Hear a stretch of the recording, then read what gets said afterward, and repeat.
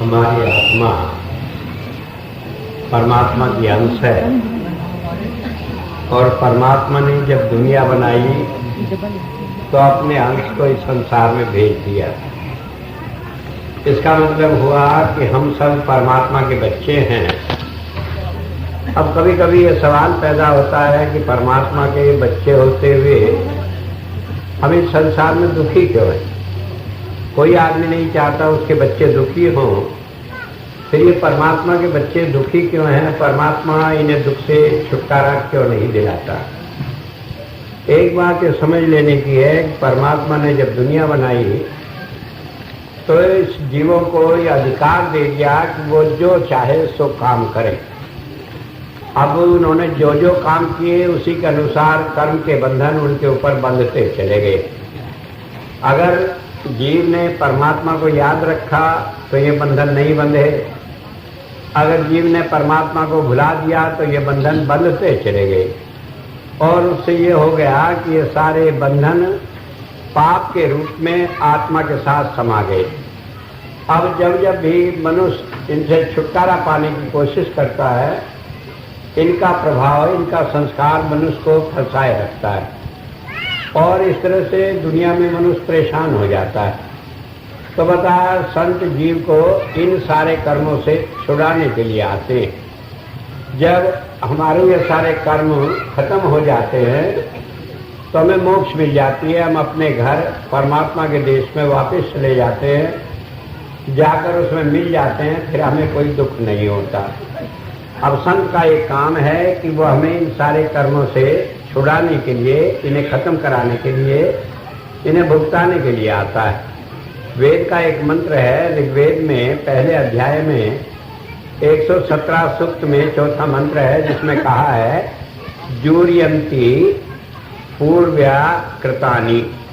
पूर्व्या कृतानि, जो हमने पहले कर्म किए हैं, संत हमें उन्हें भुगताने के लिए आता है कि उन कर्मों से छुटकारा पा लें।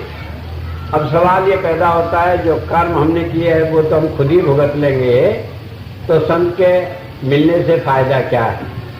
और मान लीजिए वही भुगतान कराना है तो भुगतान तो हम खुद भी कर लेंगे, तो फिर हम क्यों संत की शरण में जाए, क्यों धर्म के रास्ते पर चलें? ये बात कभी कभी पैदा होती है। जब मैं कहता हूँ भाई तुम्हारे कर्म का बंधन है, कहने लगे फिर स्वामी जी आपके पास आने से क्या फायदा? ऐसे लोग बोलते रहते हैं। तो समझ लेने की बात यह है कि संत की शरण में आने से फायदा यह है कि वो हमें इन कर्मों को एक निश्चित अवधि में भुगतवा देता है। जब से ये दुनिया बनी, जब से हजारों लाखों करोड़ों बार हम जन्म लेकर इस संसार में आ चुके हैं। अगर देखा जाए, अगर एक जीवन में 1 वर्ष भी औसत आयु मान ली जाए तो अभी 2 अरब योनियां हमें मिल चुकी हैं। अगर कोई ऐसा तरीका होता कि इन कर्मों को हम अपने आप भोग कर छुटकारा पा लेते तो आज हमें मोक्ष मिल जाती, हम इस संसार में नहीं रहते। तो अब आप समझ लें कि 2 अरब साल तक हम अलग अलग योनियों में आते रहे, लेकिन कर्मों से छुटकारा मिला नहीं। जब संत मिलता है वो कहता है कि 4 जन्म में छुटकारा मिल जाएगा। अब 4 जन्म की बात कही और कहाँ 2 अरब साल हो गए, आज तक हमारा छुटकारा मिला नहीं। सोच लेने की बात है, कितनी बड़ी रियायत है। और फिर 4 जन्म भी हमारे पिछले जन्म न जाने कितने भुगतान लिए गए, और कितना हो सकता है ये आखिरी जन्म हो, और हो सकता है ये हमारी आखिरी जन्म ना हो, तीसरा ही हो। अगर हम संत का कहना माने, उससे प्यार जोड़े रखें, तो हमारा इसी जन्म में मोक्ष मिल जाए, हमें अगले जन्म ना लेना पड़े। कई बार लोग सोचते हैं कि जब हमें संत की शरण मिल गई अगला ही जन्म मिल जाएगा तो बुराई क्या है। तो एक बार ऐसा ही आदमी कहने लगा कि हमें जब नया जन्म भी मनुष्य का ही मिलेगा, संत से नाम मिलेगा, तो अगले जन्म में भजन कर लेंगे, उसी में मोक्ष मिल जाएगी। तो महाराज जी कहने लगे ठीक है भाई, अगला जन्म मनुष्य का मिलेगा, लेकिन यही जन्म कौन सा गधे का मिला है जो अगले की उम्मीद कर रहे हैं? ये भी तो मनुष्य का ही है, इसी में छुटकारा पालो, अगले के चक्कर में क्यों पड़ते हो? क्योंकि मान लीजिए अगला जन्म मिला, संत की शरण भी मिली, नाम भी मिला, न जाने और कितने पापड़ बेलने पड़ जाए जिनका कोई ठिकाना नहीं। तो इसलिए कहते हैं कि संत की शरण में आने का सबसे बड़ा लाभ यह है कि हमें 4 जन्म में और अगर हमारा प्यार जुड़ जाए तो हमारा इसी जन्म में छुटकारा हो जाता है। संत नहीं देखता कि किसके कितने पाप है कितने पाप नहीं, वो देखता है कि किसी जीव का कितना प्यार जुड़ा हुआ है उसके साथ, और उसी के सारे जीव पार हो जाता है। इतिहास में उदाहरण आता है, ये मैं अपने आप नहीं कहता ये बात को, इतिहास में उदाहरण आता है। ईसा मसीह थे, उनके बहुत सारे शिष्य थे। एक बार एक वैश्या भी थी, वो अपना सारा जीवन बड़ा गंदा था। आगे सत्संग में बात सुनी, उसे बड़ा प्यार आया और बाद में आकर ईसा मसीह के पैरों पर अपना सिर रखकर रोने लगी। रोते रोते यह हाल हो गया कि उसने आंसुओं से उनका पैर धो डाले। अब जब ये हालत हुई, ईसा मसीह कहने लगे कोई भाई नहीं, परेशान मत हो। कहने लगे मैं तो बड़ी पापिन हूँ, मेरा क्या ठिकाना होगा। कहने लगे तुम्हें इसी जन्म में मोक्ष मिल जाएगा। अब जब ये बात कही तो बहुत सारे उनके शिष्य थे, उनमें से कई आदमी बड़े भजन करने वाले थे। कहने लगे हम तो इतने भजन किए, इतना गुरु जी का कहना माने, हमें तो कभी नहीं कही मोक्ष मिल जाएगी, इसे आज ही कह दिया कि मोक्ष मिल जाएगी। कहने लगे ये आपने प्रभु क्या कह दिया है, इसे के मोक्ष का वरदान दे दिया। कहने लगे भाई जितना रोई है, जितना इसने अपने पापों का प्रायश्चित किया है, इतना किसी ने किया नहीं होगा, और इसके कारण इसके पापों की मैल कट गई। तो समझ लेने की बात यह है कि जब हम कहते हैं ये काम नहीं करेंगे, अगर हमने कहा कि ये काम आगे नहीं करेंगे, उस पर हम अड़े रहे, तो पापों की जितनी श्रृंखला है वो समाप्त हो जाती। तो जब संत आते हैं उनके हर बात में कोई रहस्य होता है। तो इसलिए कहा जो वो कहते हैं कि 4 जन्म में मोक्ष मिल जाएगी, ये एक बहुत बड़ी रियायत है। लेकिन सवाल ये है 4 जन्म में मोक्ष कैसे मिल जाएगी, क्योंकि कई बार हमारे कर्म इतने खराब होते हैं जिनका ठिकाना नहीं होता। जैसे कि मान लीजिए कि कोई आदमी है, उसने चिड़िया मारकर खाने लगा, मांस खाने की आदत पड़ गई, रोज उठाया, बंदूक उठाया, चला गया, शिकार कर लिया, मार लिया, खा लिया। तो एक जीवन में मान लिया उसने 1000, 2000, 3000 जानवर मार डाले हों, उन्हें खा लिया हो, तो इसका हिसाब है कि 3000 जन्म उसे लेने पड़ेंगे। और मान लीजिए वो संत की शरण में आ गया, वो कहता है 4 ही जन्म में छुटकारा दिला देंगे, तो बाकी जन्मों का क्या होगा, उसका क्या हिसाब बनेगा। तो इस तरह से ये सवाल पैदा होता है कि जब संत ये बात कहता है तो उसके पीछे रहस्य क्या है। तो एक बात जो समझ लेने की है, जब संत आता है तो वो हमारे इन सारे पापों से छुटकारा दिलाने के लिए आता है। कैसे आता है, हुजूर कहा करते थे कि मान लीजिए कोई अवतार है जहाँ खुशबू बिकती हो, इत्र बिकते हो, आप वहाँ दुकान पर जाकर खड़े हो जाओ, कुछ न खरीदो तो खुशबू मुफ्त में मिलेगी। अगर वहाँ से एक शीशी भी खरीद लाए तो घर में भी फिर खुशबू का आनंद ले सकते हो। ठीक इसी तरह जब हम संत की शरण में जाते, हमने कुछ काम किया नहीं, कहना माना नहीं, नाम लिया नहीं, खाली दर्शन से भी हमें इतना लाभ मिलता है कि जन्मों के पाप कट जाते। अब जन्मों के पाप जब कटेंगे तभी जाके ये हजारों लाखों जन्मों के पाप 4 जन्म में कटेंगे, नहीं तो कटेंगे कैसे।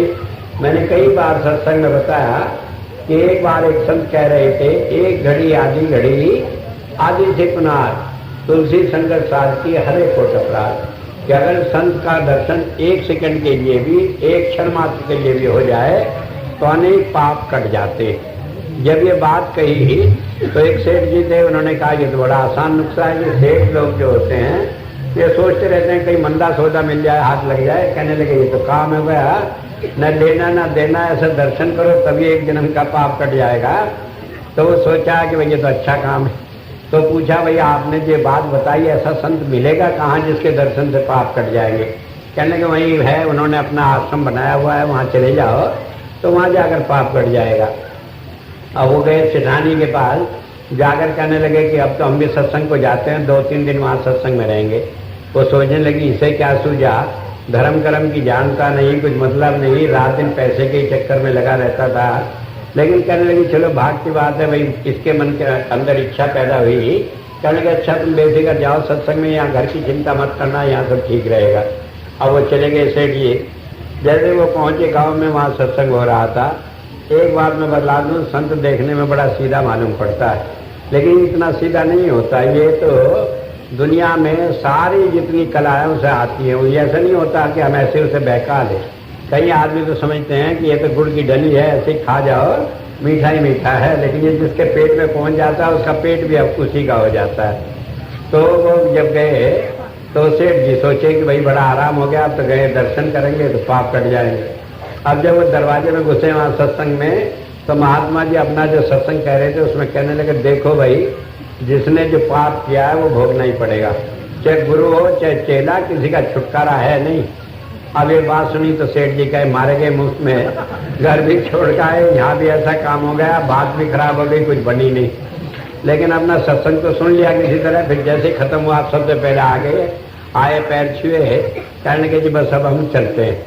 कहने लगे भाई सत्संग कल भी होगा, परसों भी होगा, तो रुको अभी। कहने लगे नहीं, ऐसा ही एक दिन सुना, ऐसे ही 2 दिन सुना, क्या फर्क पड़ता है, आज सुन लिया यही बहुत है। तो वो कहने लगे भाई घर से तो तुम कह के आए थे 3 दिन रुकोगे सत्संग में, अब यहाँ इतनी जल्दी क्यों हो गई। कहने लगे कि बात यह है, जब सारी बात जानते हो आप अंतर की, तो ये भी जानते होगे कि हम यहाँ क्यों आए थे। हम तो ये सुनकर आए थे कि संत के दर्शन से पाप कटते हैं, और आपने तो हरी झंडी दिखा दी, आपने तो कह दिया जो करेगा तो भोगना पड़ेगा। तो अब सोचा क्यों दुकान भी खराब करी, कुछ ना कुछ 2-4-10 रुपये आएंगे, वो भी गए, यहाँ भी फायदा कुछ नहीं। तो कहने लगे अच्छा भाई आज रात तो रुक जाओ, देर हो गई, सुबह चले जाना। अब सेठ जी सोचने लगे चलो सुबह चले जाएंगे। सुबह उठ के आए, जैसे आए महात्मा जी से कहने लगे रात तो बड़ी खराब बीती।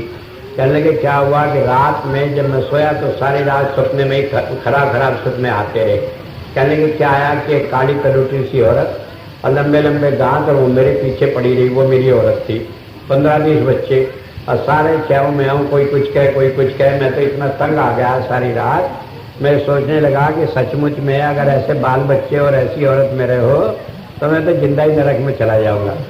और कहने लगे भाई कोई बात नहीं, स्वप्न की बात थी, चलो आप घूमने चले जंगल में, फ्रेश हवा मिलेगी तो मन ठीक हो जाएगा। अब वो जैसे गए जंगल में, तो महात्मा जी एक तरफ चले गए अपने जंगल जाने के लिए, दिशा विधान के लिए, और वो सेठ जी एक तरफ चले गए। जैसे सेठ जी वहाँ जाने लगे, एक औरत ने आकर हाथ पकड़ लिया और कहने लगे बारे कहाँ गया था, तेरा पता ही नहीं कहाँ घूमता फिरा। अब वो उसका मुंह देखे, कहने लगे तू कौन, कहने लगे मैं तेरी औरत हूँ, तू पहचानता नहीं। अब वो बात झगड़ा बढ़ने लगा। अब इतने में बच्चे आ गए, वो करके वही जो सारी रात में देखे थे वो सारे बच्चे वहाँ इकट्ठे हो गए। अब वो सारे उधर चिपट गए। अब उसको सेठ जी कहे कि तुम कौन, कहने लगे वो तो तुम तो हमारे पिताजी हो, तुम कहाँ चले गए थे, हम तो तुम्हारे बिना 2 ही दिन में दुखी हो गए। अब वो सब चिपट गए। अब सेठ जी छुटाने की कोशिश करें अपने को, तब तक गांव वाले आ गए। अब जब गांव वाले आ गए, वो कहने लगे अच्छा तू घसीटा, तू इन्हें पहचानता नहीं अपनी औरत को भी। कहने लगे इतने में महात्मा जी भी आ गए। कहने लगे भाई क्या बात है। कहने लगे जी हमारे गांव का घसीटा है, और ये इसकी औरत है, ये इसके बच्चे हैं। अब इसे परसों सांप ने काट लिया था तो ये मर गया था, लेकिन सांप के काटे हुए का दम जल्दी निकलता नहीं, तो हम इसे दाब आए थे वहाँ पीपल के पेड़ के नीचे।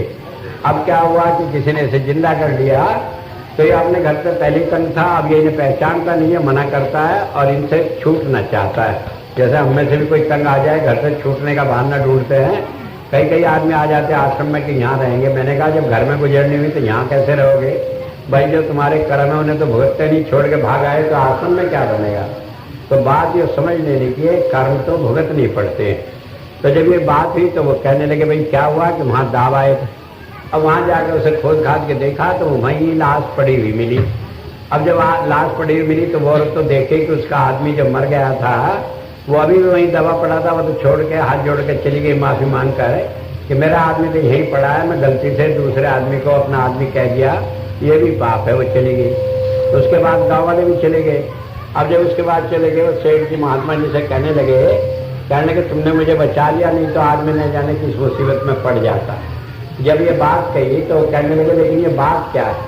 कहने के बात यह है जो तुम कल आए थे, तुमने दर्शन किया, उससे तुम्हारे एक जन्म के सारे पाप कट गए, लेकिन तुम्हें यकीन न आता, इसलिए सारा स्वप्न में दिखाकर और ये असलियत तुम्हारे सामने की है जिससे तुम्हें यकीन आ जाए। तो बात ये होता है कि जब हम संत के पास जाते हैं, चाहे हम उधर ध्यान करें न करें, एक बार भी संत की हम पर दृष्टि पड़ जाए तो उससे हमारे अनेक पाप कट जाते। तो जो कहा करते हैं सबसे बड़ा फायदा यही है। कई लोग कहते हैं सत्संग में क्या फायदा, रोज सत्संग में भागा रहता है, ऐसे कुछ काम नहीं, न खेत है, न दुकान है, न कोई मतलब। तो बात ये समझ लेने की है, ये हमारे जीवन का इतना बड़ा मौका है कि अगर संत का दर्शन हमें मिल जाए तो कोई मौका उसे छोड़ने से बहुत बड़ा हम घाटा कर लेते हैं। क्योंकि दुनिया में जो भी हम कर्म करते हैं वो बंधन का कारण है। संत का दर्शन हम किसी भी भाव से करें, चाहे वहां जाकर लड़ने ही लगे, लेकिन फिर भी उसका फायदा है कि वो जो पाप है वो तो कटेंगे ही।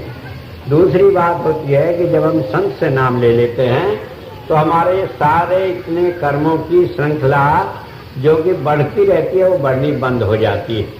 क्योंकि जब संत नाम देता है तो हमें एक तरीका बताता है कि कैसे अपने ध्यान को इस शरीर से ऊपर ले आए, 10वें द्वार में ले आए।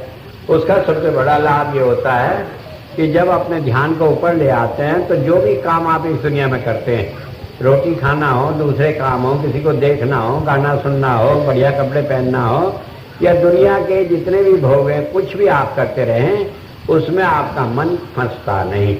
कई बार आपने देखा होगा कि घर में खाना खा रहे हैं, आपका ध्यान नहीं होता तो आपने खा लिया, पता ही नहीं रहता कि इसमें नमक ठीक था कि नहीं था। नमक तो उसमें था, लेकिन हमें पता क्यों नहीं लगा कि हमारा ध्यान जीव के साथ नहीं लगा था।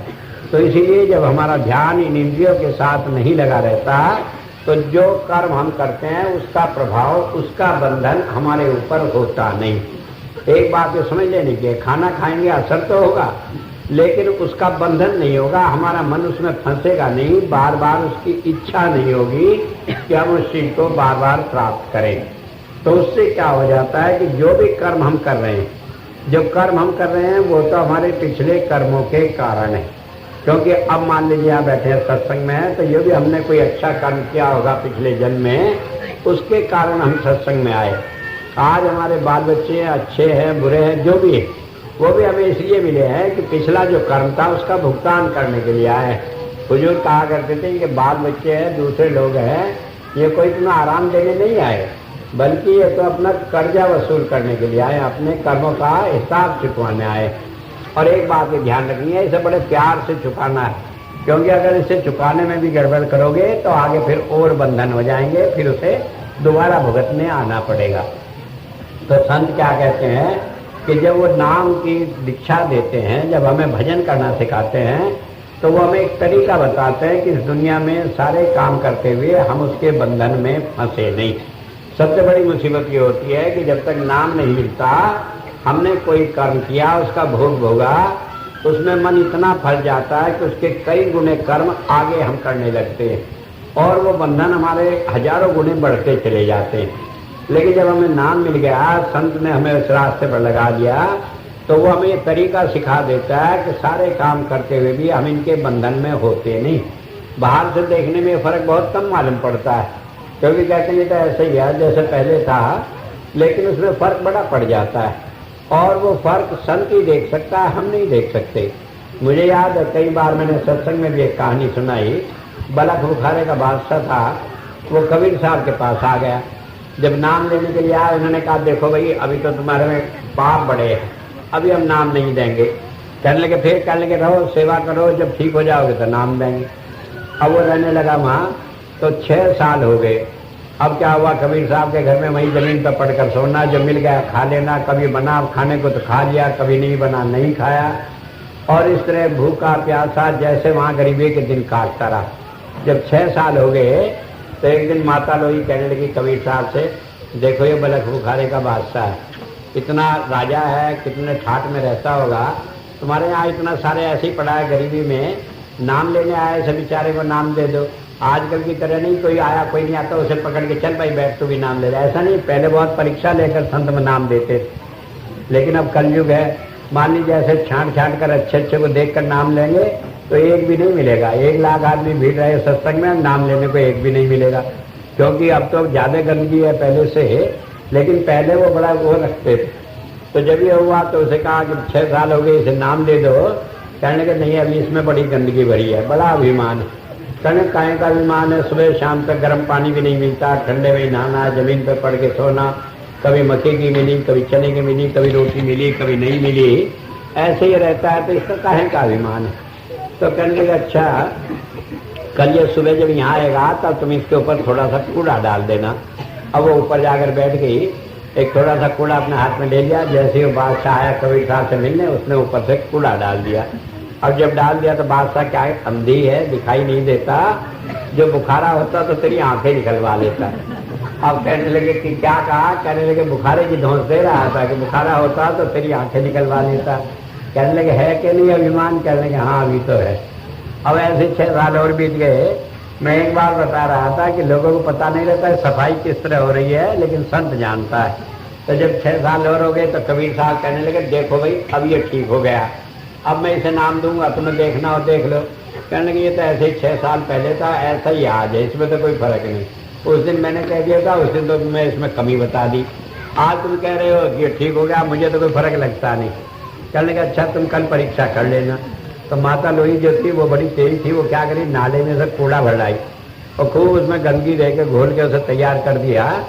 और जब वो अगले दिन नहा धोकर नाम लेने के लिए आया तो उसके ऊपर ही डाल दिया। अब जब उसके ऊपर डाला तो वो कहने लगा हाय मेरी किस्मत भी बड़ी खराब, मेरे तो इतने खराब कर्म है कि आज नाम लेने आया था, आज ये कूड़ा पड़ गया, आज भी नाम नहीं मिलेगा। कहने लगे मेरे कर्मों का कोई ठिकाना नहीं। अब जब वो बात कही तो वो आके कहने लगी, कहने लगे आज तो ऐसे कह रहा था। कहने लगे हुई सफाई? कहने लगे हाँ हुई। तो मैं इसलिए कह रहा हूँ कि आप यहाँ बैठे हैं यूँ मत सोचे कि ऐसे ही हैं जैसे नाम लिए हुए हैं। चाहे कितना भी हो सत्संगी हजारों अच्छे आदमियों से भी 1000 गुना अच्छा है।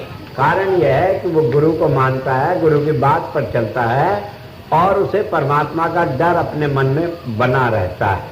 सबसे बड़ी बात यह है कि वो कभी धर्म को, ईश्वर को, गुरु को भूलता नहीं और उससे वो गलत काम करता नहीं। तो मैं बता रहा था तो इससे ये हो जाता है कि हम सही रास्ते पर चलते हुए दुनिया में रहते हुए भी दुनिया के पापों से बचे रहते। तो ये हमारे क्रियामान कर्म हैं जिसके कारण हम इस संसार में आए। एक बात ये सोच लें कि जब हमें ये शरीर मिला तो इससे पहले परमात्मा ने हमारे कुछ कर्म छांट कर कह दिए कि इस जन्म में तुम्हें ये कर्म भोगने हैं, तो वो कर्म हमें भोगने ही पड़ेंगे। लेकिन हम जब संत की शरण में जाते हैं तो वो उन कर्मों से हमें थोड़ा छुटकारा दिला देता है। कैसे छुटकारा दिला देता है कि जैसे माँ होती है वो बच्चे को गोद में ले ले, रोल पुचकार दे तो उसकी चोट बच्चे को कम मालूम पड़ती है अपनी चोट, हालांकि उसने कोई दवाई नहीं लगा दी, उसने कोई दर्द कम नहीं कर दिया, लेकिन इसी बात से कि वो माता की गोद में है बच्चे को अपना दुख कम महसूस होने लगता है। ठीक इसी तरह जब हम गुरु की शरण में है तो हम जो कर्म भोगते हैं उसके कारण हमें दुख उनका कम महसूस होता है। और जब कम महसूस होता है तो हम उसका उल्टा कुछ नहीं करते, आगे उसके बंधन में नहीं फंसते। नहीं ये होता है कि हमें किसी ने मार दिया, हम उसके पीछे पड़ गए कि हम भी बदला लेंगे, कहीं खेत हो मेंढ पे कहीं झगड़ा हो जाए तो ऐसे मुकदमे जुड़ जाते हैं, सारी जिंदगी मुकदमे नहीं निमटते।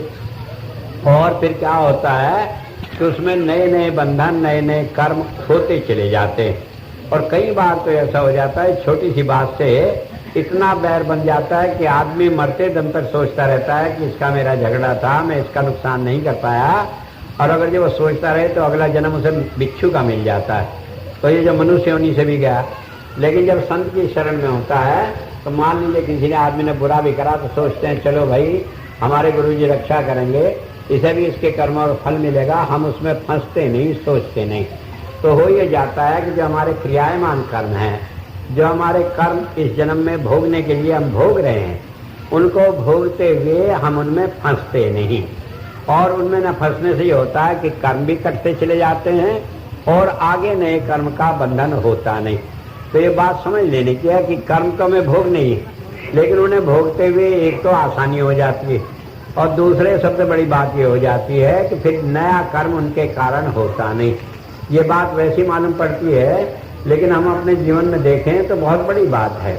मुझे याद है एक बार मैं दिल्ली गया अपनी बहन के यहाँ, तो उनके यहाँ शादी थी, तो जैसे रिवाज होता है कि भात वात करना देना था, और उसमें गए शादी में, मैं गया मेरी पत्नी गई, तो हम अपने साथ सामान रुपया पैसा ले गए और वहाँ शादी वादी में पहनने में जेवर वगैरह ले गए।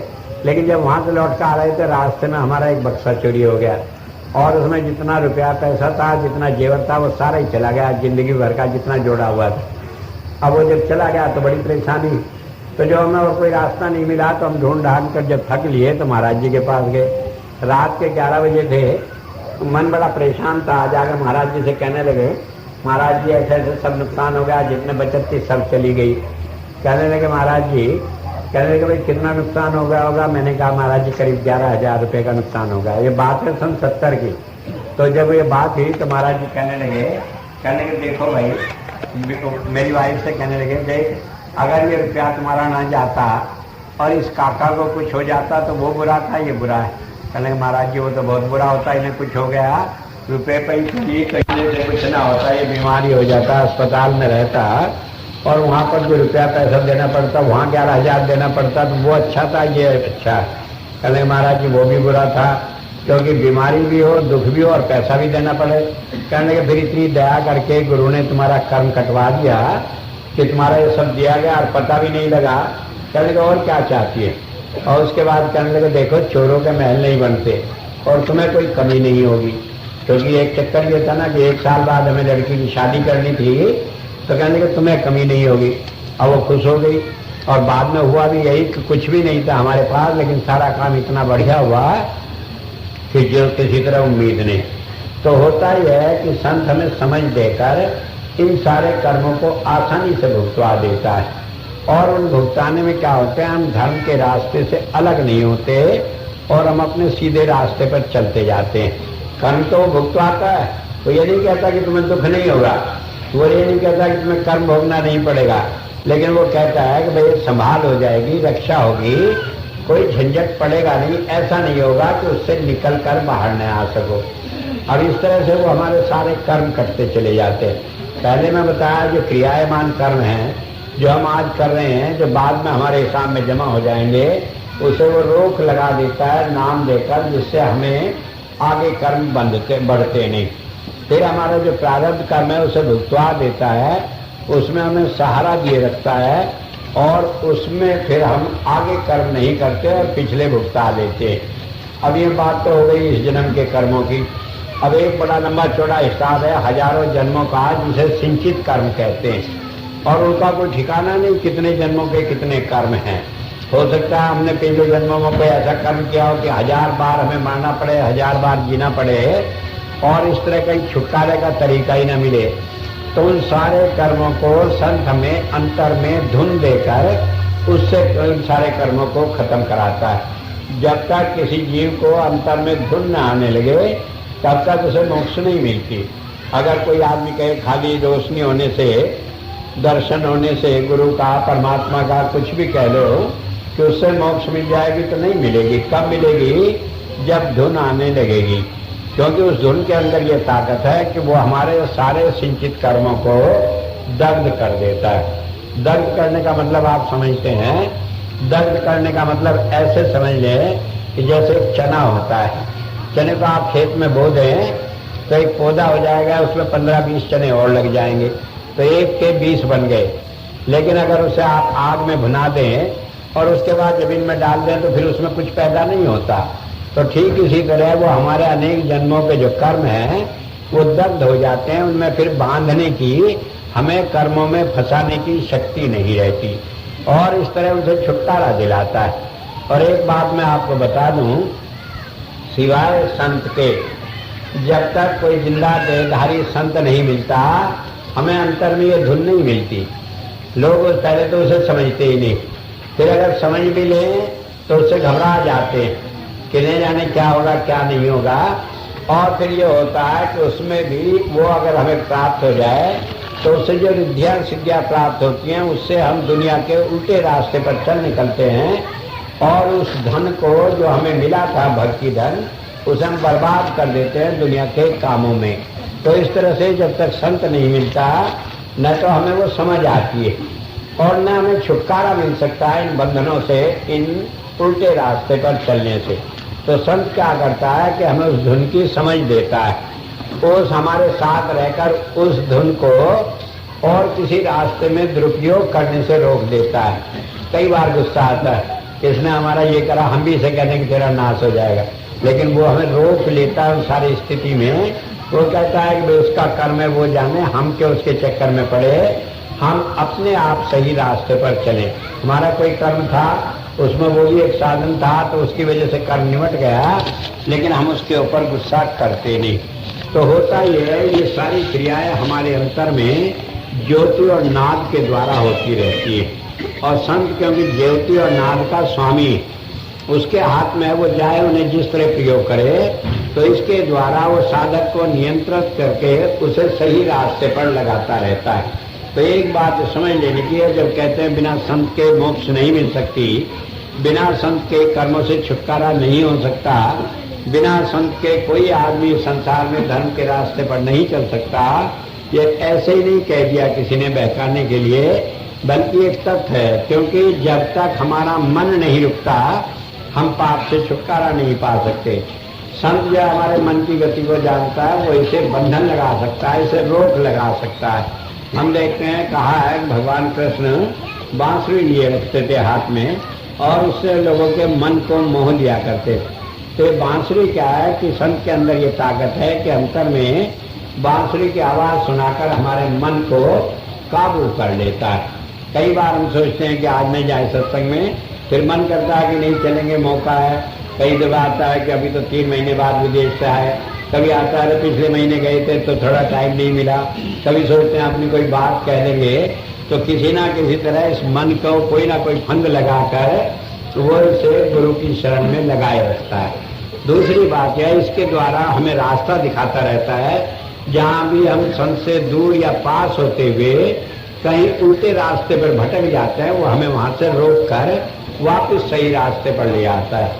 कबीर साहब ने कहा, गुरु बसे बनारसी सिख सात समुंदर तीर, एक पल कवि ने बिछड़े जो गुण होए शरीर। कि जब गुरु और सिख के बीच में ये नाम की डोर का रिश्ता बन जाता है, इससे संबंध जुड़ जाता है, तो वो कहीं भी फिरे फिर वो हमेशा गुरु की संभाल में रहता है, उससे छुटकारा होता नहीं। तो एक बात तो समझ लेने की है कि संत हमें इन सारे कर्मों के बंधन को छुटकारा दिलाता है। और एक बड़ी बात और है, 2 कारण है। एक कारण यह है कि जो कर्म है वो तो हमें भोगना है, और जैसा हमने कर्म किया वैसे भोगना है। मान लो किसी का हमने गला काट कर उसे कष्ट देकर कोई कर्म किया है तो हमें उसी तरह भोगना पड़ेगा। लेकिन संत उसमें एक तरीका निकाल लेता है कि कभी वो स्वप्न में कभी दूसरी तरह उस बड़े बड़े कर्मों को भुगता देता है, और इस तरह से मालूम तो पड़ता हमें उतना ही कष्ट हुआ, उतनी सारी बात हुई, लेकिन उससे सारे बंधन छूट जाते। मुझे याद है एक बार एक बहन मेरे पास आई और आकर कहने लगे, स्वामी जी मुझे नहीं जाने क्या है, सांप काटते रहते हैं। मैंने कहा सांप मान लो कई बार काटे तो होता ही है, अगर किसी को सांप एक बार काट ले और वो उससे बच जाए तो बार बार काटता रहे तो फिर मर नहीं सकता, क्योंकि शरीर के अंदर सांप के जहर की इम्यूनिटी पैदा हो जाती है, उसकी विरोधक शक्ति पैदा हो जाती है। तो मैंने कहा फिर क्या दिक्कत है? कि दिक्कत यह जब काट लेता है तो गर्मी होती है, 15-20 दिन पागल हो जाती हूँ, परेशान होती हूँ, फिर ठीक हो जाती हूँ। इस तरह कष्ट होता है, महीने में 1-8 दफे काटता ही रहता है। मैंने कहा अच्छा भाई अब नहीं काटेगा। अब वो अगले दफे कुछ दिनों बाद आई, मैंने कहा अब काटता है कि अब तो नहीं काटता, लेकिन अब स्वप्न में काटता रहता है। वो स्वप्न, मैंने कहा फिर क्या होता है कि बड़ा कष्ट होता है, उस वक्त ऐसा लगता है जब मर गई, और सारे वो जो पहले कष्ट होते थे वो स्वप्न में होते हैं, लेकिन आँख खुल जाती है तो वो ठीक हो जाता है। मैंने कहा फिर भी बहुत आसान तरीका है कि वो कर्म कट गए करने की जरूर दया हो जाए। मैंने कहा अच्छा अब नहीं ऐसा होगा, स्वप्न में भी नहीं काटेगा। अब आए, मैंने पूछा अगली दफे, मैंने कहा आप? कहने लगा अब तो नहीं काटता। मैंने कहा तुम समझी कैसे तुम्हारा कर्म कटा? कहने लगे नहीं, मैंने कहा तुम्हें नहीं काटा, वो मुझे काटता है स्वप्न में। और क्या हुआ कि कई दिनों तक मुझे वही कष्ट उठाना पड़ा। बस इतना ही है कि उसे वो शायद सारी जिंदगी उठाना पड़ता, मुझे 10-5 दिन में ही वो हुआ। लेकिन संत क्या करता है कि वो कर्म लेकर जीव की संभाल करता है। बात कहने में बड़े आसान है, क्या हुआ गुरुजी हैं अगर जो उन्होंने हमारा कष्ट ले ही लिया, लेकिन आप दुनिया में सोचें कि आप किसका कष्ट ले सकते हैं। तो माँ जो है वो बच्चे को सबसे ज्यादा प्यार करती है, लेकिन माँ भी बच्चे के कष्ट अपने ऊपर लेने को तैयार नहीं। लेकिन संत क्यों लेता है? क्योंकि उसने एक जिम्मेदारी ली है, उसका काम है जीवों को बचाना। जब वो देखता है कि किसी जीव के बचने का कोई तरीका नहीं है तो वो अपने को बीच में इन्वॉल्व करके, अपने को बीच में फंसा कर उस जीव के कर्मों से छुटकारा दिलाता है। कई बार हम देखते हैं कि संतों के दरबार में आते हैं, कहते हैं कि संतों के कोई कर्म नहीं होते, फिर हम देखते हैं वो हमारे की तरह वो भी बहुत सारे परेशान रहते हैं, बीमारी होती है, एक्सीडेंट होते हैं, चोट लगती है, कहीं कार उलट गई, कहीं टांगा उलट गया, कहीं चोट लग गई, कहीं कुछ हो गया। तो ये उसके अपने कर्म नहीं होते। ये कर्म क्यों होते हैं कि संत जब भी किसी के प्रति जरा भी मन से सोच लेता है कि इसका ये कर्म कट जाए तो उसका कुछ ना कुछ अंश उसे लेना पड़ता है, छुटकारा होता नहीं। और हमें क्या रियायत हो जाती है कि जो 10 साल 20 साल हमें भुगतना था वो हमारा कर्म छूट जाता है, उसका और कोई दूसरा तरीका नहीं था।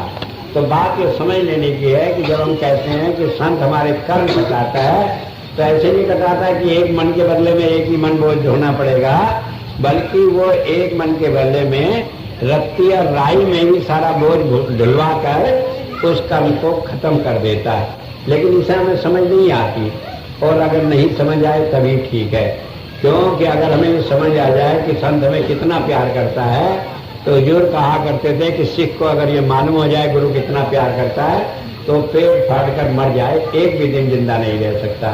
क्योंकि अगर मुझे मालूम हो कि मेरी सारी दुनिया में चलती है तो मैं तो दूसरे को जीने ही नहीं दूं, न जाने कितने लोगों का झंझट करूं।